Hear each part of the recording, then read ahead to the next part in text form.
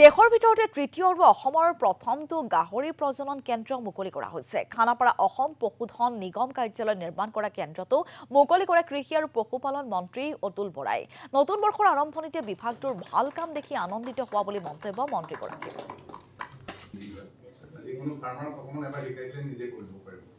আমি অত্যন্ত আনন্দিত হৈছোঁ যে 2024 বৰ্ষৰ আৰম্ভণিতে এই কামটো কৰিবলৈ পায়। দেশৰ ভিতৰত তৃতীয়, মিজোৰাম আৰু মেঘালয়ত আছে, আৰু আমি তৃতীয়টো আজি ইয়াত খানাপাৰা পশু চিকিৎসা বিভাগৰ যি কেম্পাছ, সেই কেম্পাছত আজি আমি আনুষ্ঠানিকভাৱে মুকলি কৰিছোঁ। আৰু ৰাজ্যখনৰ এনেকৈ বেলেগ বেলেগ ছটা থাকিব সৰু সৰু।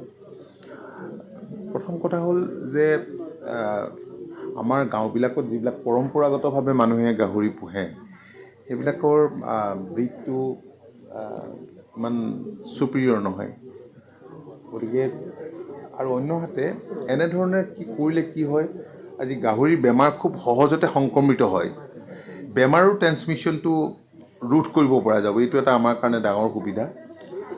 আৰু গাহৰি পালকসকল আমি ভাবোঁ যে যথেষ্ট উপকৃত হ'ব। গাহৰি পালকসকল শংকিত হৈছে আফ্ৰিকান ছোৱাইন ফিভাৰ হোৱাৰ পিছত।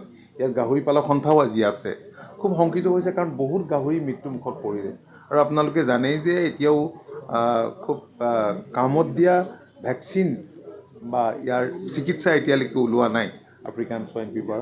বায়'ছিকিউৰিটি মেইনটেইন কৰাৰ বাহিৰে আমাৰ কোনো উপায় নাছিল। এতিয়া এপাৰ্ট, NLM আটাইৰে সহযোগত এই কামটো কৰা হৈছে, আৰু লগতে NRC পিগেও ছাপোৰ্ট দিছে।